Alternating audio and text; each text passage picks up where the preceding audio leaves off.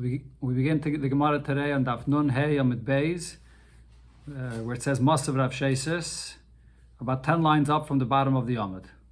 So we're middle of Inyan here. The Gemara is discussing the Mishnah where it says that a person that eats from Trumas Meiser of Demai, which is Meiser only Midrabanon, Chumre Midrabanon. Nevertheless, when you have to pay back just like you pay back Minatayre, which is the Keren with a Chaimish. So on that, Rabbi Lazar in the beginning of the Gemara here asked the question, why are we being so machmer, just like it is Minatayre? Where do we find such a thing? Shmuel answers for that our Mishnah is following Rab Meir's opinion. Rab Meir we find regarding a get, when there's a takana midrabanan, that when you deliver a get from Chutz La'aretz, that you have to say b'fanei nichta, b'fanei nechtam. If you don't follow the takana sachamim, and she gets married, the child would be a mamzer like she was an Eshes Ish Minatayre. So just like there, Rab Meir is machmer, the same thing in our Mishnah. That was Shmuel's answer. Okay, so now the Gemara here brings a question on this answer. Masav Rav Sheisus asks on this answer, coming back over here regarding a case of Meiser that is for Demai. So this here, Rav Sheisus is asking from a Mishnah in Demai that discusses Meiser Sheni from Demai. So the Mishnah there says like this: Machalul enoisai kesef al kesef. The Meiser Sheni of Demai, you can be machalul it from money, kesef, that's silver coins, on other silver coins. Now, even though, as we'll see in the continuation, the point here that this Mishnah is saying is that because it's only from Demai, so we're mekel and we allow this. Usually, when it comes to money of Meiser Sheni, you can't be machalul it if it's kesef and other kesef. But if here is saying you could be machalul from kesef on kesef.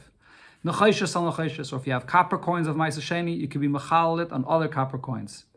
Kesef al nechayshes, you can be machalul kesef, silver coins on copper coins. And even more, or nechayshes al aperis, you can be machalul the copper coins of Meiser Sheni that comes from Demai on fruits. But then though, v'yachzer v'yiftes aperis, before you take it up to Yerushalayim, you're going to have to redeem these peris again and exchange it back to money in order to bring it to Yerushalayim. As Rashi brings, because the pasuk says that v'tzarta kesef, that you have the money, and that's how you bring it to Yerushalayim. You can't take the fruits that are from the kesef of Meiser Sheni to Yerushalayim. Divrei Rab Meir, this is Rab Meir's opinion. Chachamim say, Yalu Peres v'yochlu b'Yerushalayim. That even in this last case here, where you took the money of this Demai Meiser Sheni, and you were machal it on Peres, you can bring those Peres to Yerushalayim. You don't have to exchange it back to money before you bring it to Yerushalayim. Okay, so now that's the Mishnah here. Now what do we see from this Mishnah? Rab Meir is saying that when it comes to this Meiser Sheni from Demai, we're lenient and we allow to exchange kesef for kesef, kesef for nechayshes, or kesef for nechayshes. Now, the Gemara is going to prove here from the next Mishnah that by Meiser Sheni Minatayre, this is not allowed. So why? Because so the Gemara says, Mi mechalina on kesef on nechayshes. Usually, regarding regular Meiser Sheni, are you allowed to be mechalal from silver coins onto copper coins? But you're not allowed to do that because Vatnan, we see this from what we learned in another Mishnah that says as follows: Sela shel Meiser Sheni v'shel chulin shenisarvu. If you have a sela which is silver coins of Meiser Sheni that was mixed with other silver coins of chulin, so now you want to use the chulin for yourself. So how do you separate the chulin from the Meiser Sheni that it's mixed with? So what you do is maybe besela ma'os. You're going to have to bring copper coins. Ma'os are copper coins. So you bring the copper coins in the value of this sela that you have here that got mixed in. And then you say, Kol makom sheyeshna sela shel Meiser Sheni, wherever the Meiser Sheni is, you're not sure which one is the Meiser Sheni, but wherever the Meiser Sheni is, muchulele sal ma'os halalu. It should be deconsecrated on these copper coins that I just brought here. That's the first step. So the first step is you take from the silver coins that you have that are mixed, and you machalal it on copper coins. Then the next step is and then you take, now you have these silver coins that are here, and none of these silver coins are any more Meiser Sheni, because you would just machalal it onto the copper coins. But now you're going to take these copper coins and you have to exchange it back to one of these silver coins that you have over here. And which one are you going to choose? You're going to choose from the better silver coins. The silver coins you rode over time, you choose the better silver coins, and then you machalal it back onto the silver coins. So the point that we see over here in this Mishnah is that you have to do two things. The first, in order to be able to take it out of this mixture, the first thing is you have to be machalal the silver coins onto copper coins, and only after that could you be machalal. Do you have to be machalal the copper coins back onto the silver coins? Okay, now the obvious question over here is, why are you doing this in two steps? Why is it necessary? Why, if you have a mixture of silver coins, why can't you just simply say that whichever coins is Maisa, you pick up the Yofa, pick up the best coins here and say, if this is Maisa Sheni, so that's Maisa Sheni. If not, so then the other Maisa Sheni, the other coins should be Mechulal on these coins. Why first on copper coins and then back onto the silver coins? So the Mishnah explains, Mipnei Shamru, because it was said as follows. Machalal in Oisai, Kesef al Nechoshes Mideichik. You are allowed to be machalal the silver coins of Maisa Sheni onto copper coins if it's a deichik, if you have no other choice, if you must. And even then, Loishi Kayim came. But when you have copper coins of Maisa Sheni, you're not supposed to keep it as copper coins and bring it like that to Yerushalayim. And the reason is because these copper coins, she says, first of all, it's a Bezayin Maisa Sheni, such cheap coins. And besides that, copper coins get rusty, they don't keep long. And then you have to be machaled back onto kesef. Okay, so what you see over here in this Mishnah is that you are not allowed to just pick up the silver coins and say, let me take the best of the silver coins and exchange it for the other coins that it should be Maisa Sheni. In this mixture here. When you have this mixture, just take silver coins and say that if this is Maisa Sheni is good, and if not, then the other ones which are Maisa Sheni should be mechulal on this. The reason you can't do that is because then you're being mechalal kesef al kesef. You could never be mechalal kesef al kesef by Maisa Sheni, even if it's a deichik, even if it's a mixture.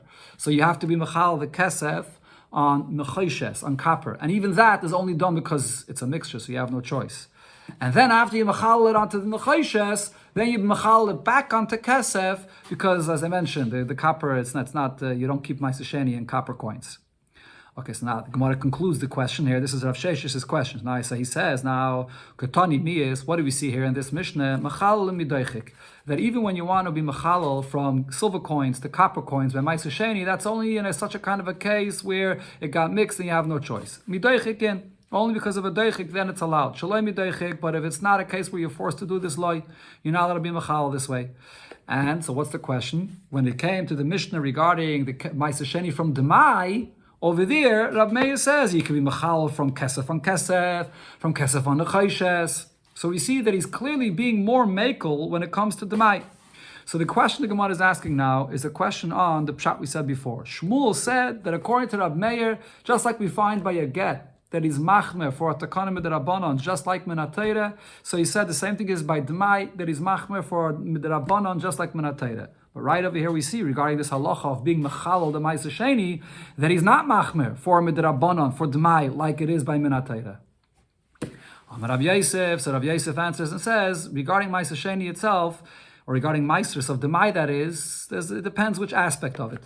Even though as we see over here, when it comes to redeeming and being mechalal the money of Maisa Sheni, here he's being lenient when it comes to the dmai, machmenu b'chilosei. Nevertheless, he is stringent when it comes to eating, that if you ate, you have to pay back the chaimish, just like if it was minatayra. So the answer that Shmuel said before remains. And he brings a rai for this. The Tanya, as we learned in the Braisa, Loi hitiru limker demai. Chachamim did not allow a person, this is talking about a person which is a chaver, as Rashi says, a chaver is someone that keeps all the halachas of trumas and maisris, and he's selling produce. He's not allowed to sell this produce, which is demai, that he bought from Ameratzim, and therefore it's demai. There's a chacham machmer on this. So he'd only sell this elol isitoim bilvad. A person which is a wholesaler, so he can sell wholesale from his produce without taking maestros first, even though he got it from Ameratzim and could be the maestros weren't taken. And the reason is because someone that buys from a wholesaler understands that this person got this produce from Ameratzim, and therefore he's going to take maestros. He'll know he has to take maestros. But a private person that's going to sell, he has to take off the maestros first before he sells it, because otherwise people that are buying from him are going to rely on him that he took the maestros. Now, a balabayis, a private person that sells a big quantity Benkach or benkach tzorech la'aser. Either way, he's going to have to give meiser, which means whether he's selling a large amount, wholesale, whether he's selling a small amount, it doesn't matter. Either way, he should give meisers before, even when he's selling wholesale, but because he's a person which is a private person, he's not a usual wholesaler, so people are going to think that he took meisers already. So therefore, he has to be machmer and take meisers first. Divrei Rab Meir, that's what Rab Meir says. The Chachamim say, no, we're more mekel. Echad asitoim, echad balabayis, whether it's a person that's always a wholesaler, or it's a private person that's selling a large amount. Meicher, you can sell, and v'sholech lechaveira, you could send to his friend, v'noislam v'matone, he gives him this as a gift. He doesn't have to be concerned. If it's a large amount, then the recipient will understand that he has to give meisres. So what we're proving over here from this brayse is that we see that Rab Meir, regarding demai, when it comes to the chashash of eating demai without taking the meiseres, Rab Meir was more machmer. So therefore we could say the same in our Mishnah, that Rab Meir is machmer regarding eating from the meiseres of demai, that we're machmer that you have to give back with a chaimish. When it comes to the pidyon, to redeeming it regarding the meiser sheni of demai, only there regarding redeeming it was he mekel. The Gemara asks another question on this. Master Ravina asks a question from a halacha of demai, which does apply to eating, even regarding eating, and we see that Rav Meir is actually lenient, because the Mishnah says like this: halakech min anachtaim, a person that buys from a baker. So he's buying from this baker that got, or a person that has a bakery and he sells, he got it from all kinds of people. You can get also from an amaretz. So when you buy from this baker, ma'aser menachama ala tzenenes, you're allowed to give meiser from fresh challah that you have today on what's cold, what was baked yesterday, umenat tzenenes ala chama, or the opposite, you can give from what's cold from yesterday on what's hot from today. And vafila mitfusim harbe. And even if the bakery is selling different types of challahs or breads which are made with different shapes and sizes, you can give the meisres from one on the other. Divrei Rab Meir, this is Rab Meir's opinion. Okay, now so what's the point over here when we're talking about, well, what is he saying? What's this leniency that you can give even if it's from different shapes and sizes? So Rashi explains, the point over here is we're talking about someone that's selling and he could have got it from an Amma Oretz and it's demai.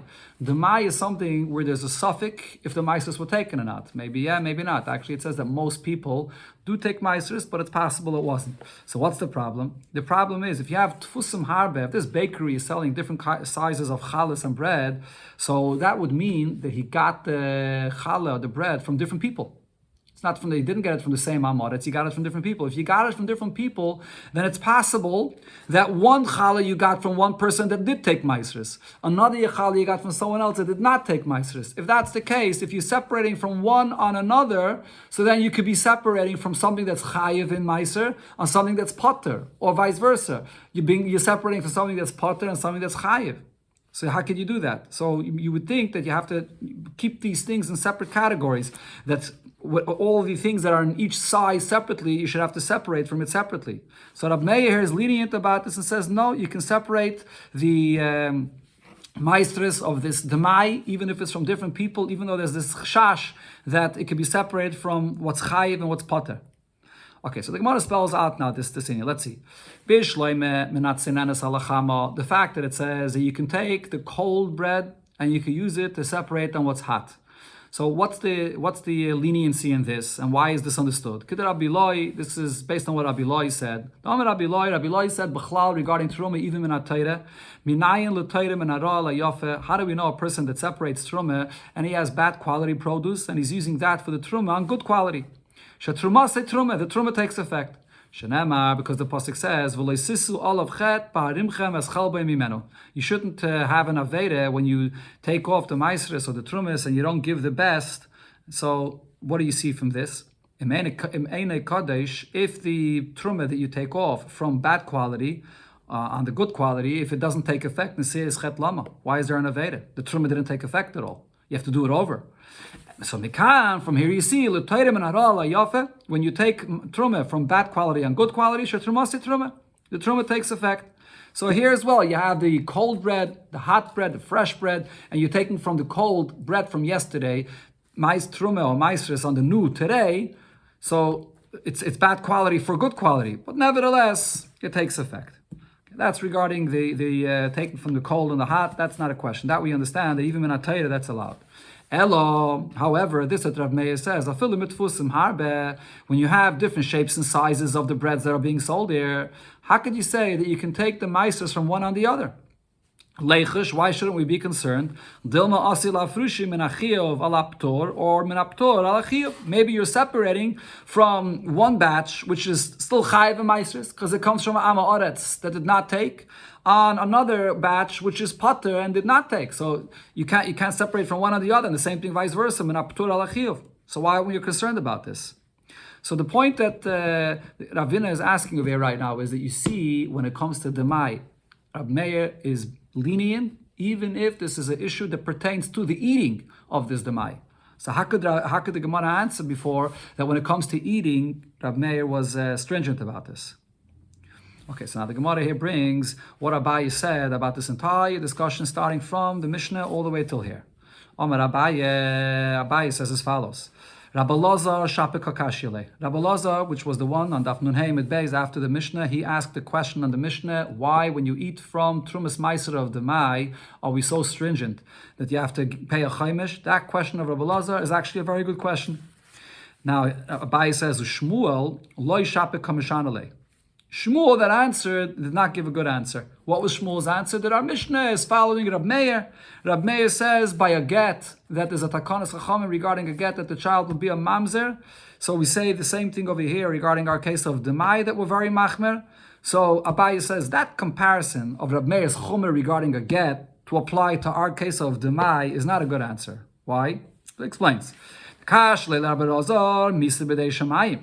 Lazar is asking a question about Chachamim being lenient regarding Demai.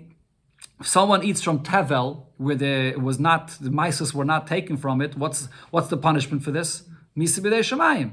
Mishani lei Shmuel, and Shmuel is bringing a source from Rab Meir's opinion that when Chachamim make a takana was stringent, but his source is from a get, which is Mises Bezdin, which is much more stringent. It's Mises Bezdin. If a person is a Eishes Ish and gets married, then there's a Mises Bezdin. So how can you compare the two? Maybe Rab Meir was stringent by takanas Chachamim in the case of a get, which is Mises Bezdin, and not regarding Demai, where the halacha of Tevel is only Misa b'dei Shemayim. Dil Meshani Mises Bezdin the Chamira. Maybe the Mises Bezdin is more stringent. Further, Abaye comments over here and says about this whole discussion, Rav Sheishes loy shapik kamoisiv lei. Rav Sheishes, that also asked a question over here in this whole discussion, is also not asking a good question. Rav Sheishes asked from the case of Pidyon, where we find regarding redeeming that we see that Rab Meir was lenient, you could redeem from Kesef al Kesef and Kesef al Nechayshes regarding Demai, even though usually by Meister Sheni Ben Atayri you can't. So Abaye says that question wasn't a good question. Why? The Ka'amri ino Misa, because over here, Rab Meir, Shmuel, and Rabbi Lazar, they're all discussing the case of Demai, eating Demai, if it's Tevel, if the Mises wasn't taken from it, so then there's a Misa b'dei Shemayim.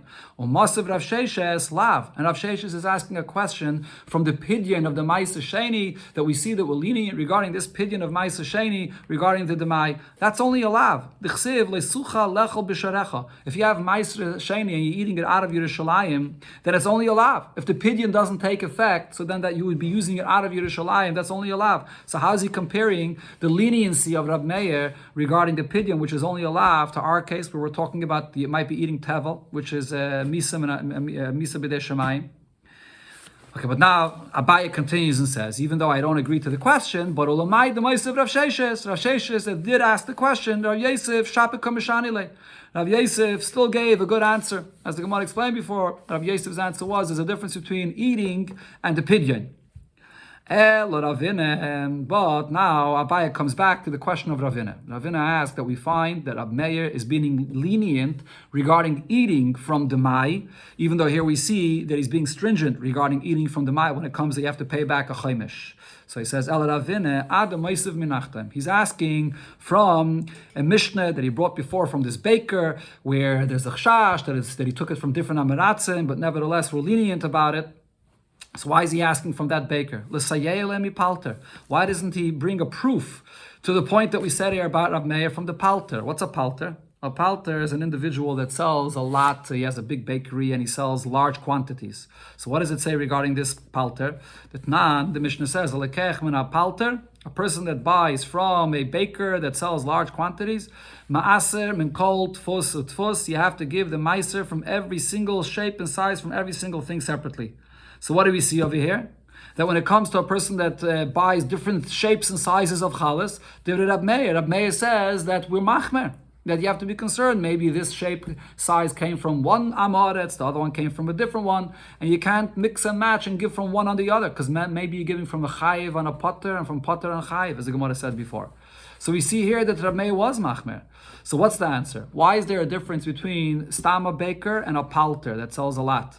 What's the answer? Palter mitrei tlasa gavrezavin. A person that sells a lot. So this is a person, this palter is someone that buys the challah, the bread that he sells from more than one person. He buys it from a lot of different people. So therefore, you have to keep the shapes and sizes of each type separately and give ma'aser from each one separately. Nachtaim nami. So too we could say now regarding a baker that sells a little amount. Michad gavrezavin. He buys it all from one person, even if it's different shapes and sizes, it doesn't matter. He buys it all from one person, so therefore you don't have to be machmer about this.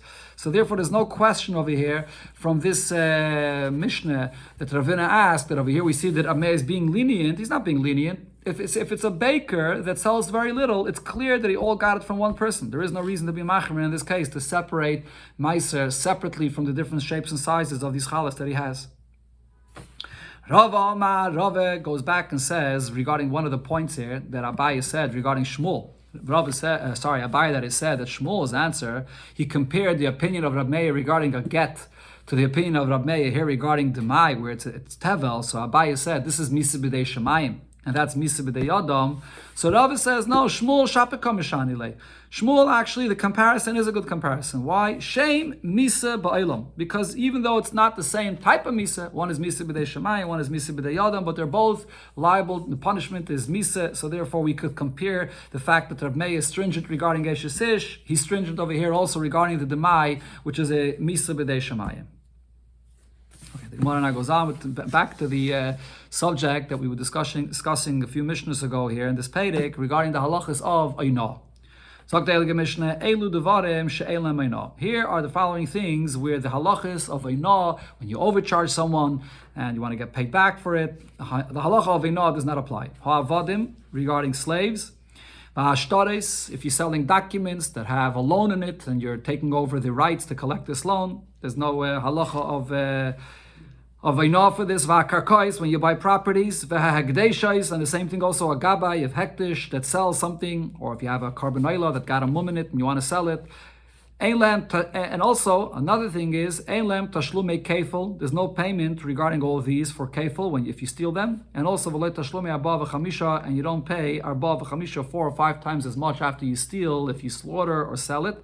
Obviously, this does not apply to avodim shtaris or karkais. There's no arba v'chamisha there. It only applies to the hektish, where you have a behemoth and you stole it from the hektish and then you slaughtered it or sold it. So there's no arba v'chamisha for that.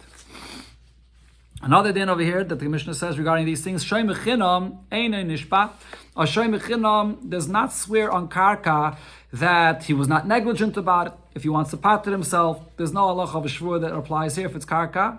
And V'nois Sachar Einay Mishalim. And a Shoy Sachar as well does not pay if it gets stolen from him.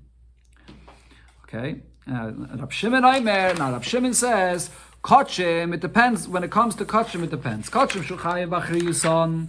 If it's kachim, that it's your responsibility if it gets lost, and that's in the case where a person said harei alai oyla, took it upon himself. So then he separated an animal.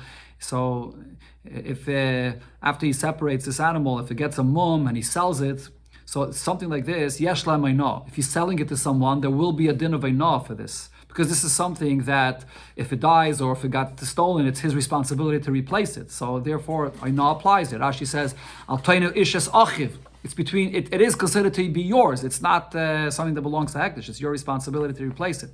But if you have Hektish, when a person says Harezu Hektish, referring to the animal, and if it gets lost or dies, it's not your responsibility to replace it.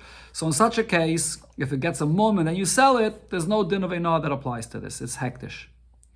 Another halacha, it says regarding the Ainah, Rabbi Yehuda says, Af hamaycher sefer Torah, a person that sells a sefer Torah or a behemah, a person sells a behemah or margoli, so he sells gems or pearls, Eilam Ainah, there's no din of Ainah that applies here. Okay, the Gemara will explain why not. Amruloi, they said to Rabbi Yehuda, Lo yamru ela seilu. No, the list is only what we mentioned before, that there's no Ainah, but for these things there will be Ainah. So the Gemara brings the source from where we see that there's no Ainah over here regarding these things that the Mishnah said. Anamili, what's the source? The Tana Rabbana we learned in the Braisa. The pasuk says, "V'chisim karum mimkar lamisecha, oikonim miyada misecha." You bought or you sold or you bought from the hands of your friend. So the words miyada misecha means dava nikna miyad liyad. It only, the halachas of Ainah, as it continues during the parsha, only applies to something that goes from one hand to another. Metaltlin. Yotze karkais, that excludes properties. She'ena metaltlin, you can't move them around. And also yotze avadim, shehok shul karkais, it excludes avadim that we see in the pasuk. It's compared to karka, as Rashi brings, v'snachalta maisam, that it's like a inheritance, like a piece of karka. And also yotzu shtarais, it excludes also by shtaris that there's no Ainah. The pasuk says you sell an object that's sold. Mimkar means shagufay macher, that you're selling the value of the object itself. The guf and the gufay kane, and you own this thing itself. It's just a document. It's a piece of paper. It says in it a loan that you could collect with it, but it itself is not the actual value of what you're selling. So over here, there's no din of Ainah. And then this shtaris is just here as used as a document, as a proof. Again, let me just read it again. It only serves as the raya that's in these documents. From here, Chachamim said an interesting thing, that if you're selling your documents, you're selling it to a person that deals with perfumes, then yesh la Ainah. Then there will be Ainah. And the reason is, you're selling it to this person for the perfumes, you're selling it to wrap up his perfumes. So you're not selling it to him for the money that he can collect with the loan that's in it, you're just selling it to him for the paper. So if he's selling it to him for the paper, so then there is a din of Ainah for this. Now the Gemara asks on the last point here, Pshita, isn't that obvious? If you're not selling it for the loan, you're selling it for the actual paper that he's going to use it to wrap, so then it's like any other item. Of course there should be Ainah. And so the Gemara, no, there's a chiddush of mafukim with Rav Kahana. This comes to exclude from what Rav Kahana said. The Amar Rav Kahana said, "Ein Ainah leprutis," that there's no din of Ainah when it comes to something which has a value just of cheap copper coins. You're selling this piece of paper which is so cheap, it's just a few copper coins. According to Rav Kahana, there's no din of Ainah for this. The Ainah is only when something that has the value of silver coins. Kamash Malan, that's why the Bryce is saying no, that there is a din of Ainah even if it's such a cheap sale. That there is Ainah leprutais even for this cheap sale. Hekdesha, he says the Gemara, now what's the source for the fact that by hektish there's no Ainah on Makra, because the pasuk says achiv al toinu ishes achiv, don't fraud your brother. V'loi achiv v'loi hektish, that's only your brother but not hektish. Okay, so the Gemara now goes back to the source that we brought from the lashon of yodai, that yodai means only metaltalin. Rabbi Bammal asks on this, does that mean anytime the Torah uses the expression yodai, it means yodai mamish, literally the hand? Who? That's what it is. So therefore over here we're saying also it means metaltlin, which is in your hands, so it excludes karka. But if so, there's a pasuk that says, and he took his entire land from his hand. It obviously does not mean literally from his hand, but it means from his possession. So what does it mean over there? So over there you're going to say it means literally that his land was in his hand? Of course not. It means from his possession. So over here as well, regarding the sale, we should say that the term yada means from someone's possession. So therefore, the halacha of Ainah should include even karka. Okay, but now the Gemara asks actually, and brings sources that we see the opposite, that the term yada in the Torah does mean literally yada. And every time the Torah uses the term yada, lav yada mamishu, is it not literally the hand? Tanya, we learned in the Braisa, if you had, this is a pasuk that speaks about geneva. If a geneva is found in someone's hands, and then you pay the kefil, that's only if it's found in his hands. How do I know if someone's geneva is found on your rooftop, in your courtyard, or in another enclosed area of yours? It came into your property, and you closed the door in it, and you did an act of geneva. That's how Rashi describes this in order to be chayev for the geneva. It says a double expression. that you chayiv even if it's in your property. B'kol makim either way. So what do we see from this braysa? The kasav rachmana imi matzeh timatzeh. The Torah said a double lashon, so I include any other kind of property. Otherwise, otherwise I would say that yada means just literally a hand and not anything else. So we have a source that yada does mean literally a hand. And another source, V'sutan, you will learn in the Braisa, v'nosam biyada, you place the get into the woman's hand. Ainli ele yada. I would think only in her hand. Gaga, chatzera, kafifa minayin. How do I know in other kinds of properties of hers that you can place the get into it as well? Talmud loymar, v'nosan. The Torah says v'nosan, which is mikol makim either way. Rashi says, the Torah does not say biyada, yitneno, it says v'nosan first, so we dash in that word separately. So again, the Gemara says, time the cost of rachman v'nosan. How do I know that it includes any other property? Because it says v'nasan. Holavachi, but otherwise, the cost of yada mamish. Otherwise, the word yada means literally a hand. Okay, so therefore the Gemara says, actually, yada, like we darshan before regarding the lashon of miyada misecha, does mean literally the hand. So therefore the Gemara answers and concludes, kol yada mamishu. Whenever the Torah uses the term yada, it means literally the person's hand. V'shanei hasam, in the one pasuk we brought before where it says vayikach is called artza miyadai delekele meimahachi, it's impossible to say that it means literally a hand. Elamidashusai, so over there it means from his possession. But otherwise, if you're reading any pasuk and it's not, you can say that it means a hand. You can say it means a possession. In the Torah, the word yada means a hand, literally. So that's how we know that we exclude karka. Rab Zayda asked the following shaila: schirus yesh lo yayna or ein lo yayna, regarding a rental. Are the halachas of ayna applicable here or not? Memkar amar achmana. Do I say that the Torah uses the term memkar, which means a sale? Avalei schirus, but regarding a rental, if you overcharge or you underpay, there's no halacha of ayna. Aydil malayshna, or maybe there's no difference even regarding a rental. There is halachas of ayna. Amalei Abaya, so Abaya says, Miksiv memkar lo olam. Does it say in the pasuk a sale, which is a sale forever? Memkar stomaksiv. It says in the Torah the term memkar, which means v'hai nami b'yoyim mechirihi. A rental for that day, for that period of the rental, is considered to be a sale. So therefore, it is included in the halachas of ayna. Rav had another shaila. Chitin, the person took the kernels of wheat, v'zaram bekarka, and he planted it in the ground. Mahu, what's the halach here? Yesh le ayna, or ein le ayna? Does an ayna apply over here or not? The question over here is going to be, as the Gemara will explain, is it still considered to be metaltalin because it's just kernels, or is it considered to be part of the karka because you put it into the karka? And what's the shaila? Do I say, command the shadyan bekadadamyan? It's like you threw it into a container, and v'yesh le ayna. So therefore, it's still metaltalin, and ayna applies. You planted it in the ground, so now it's like part of the ground already, so there's no dinayna anymore, just like there's no inna regarding karka. So the Gemara explains, in what case do we have the shaila regarding these kernels of wheat that you sold? Hechidami, what's the case here? If the case here is that the seller said, Shadoi ba shita, I threw 6 kernels of wheat for you here in the ground, and I'm selling this to you. And also Sadi and our Edom come along and they say, no, that he only threw 5. So he said it's 6, but it's really 5. And that's our question, will there be a din of Einah here or not? But that can't be the question, because in such a case, for sure, it's a mekach tos.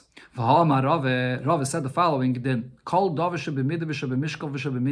anytime you sell something by its measurement, by its weight, or by counting, giving a certain number, even if it turns out that the weight or the number that you gave is not true, and even if it's less than a sixth of a mistake, doesn't matter. Chayzer, the whole sale goes back. It's a mekach tos. Once you gave a certain amount, a certain measurement, it's for sure a mekach tos, and this applies even to karka.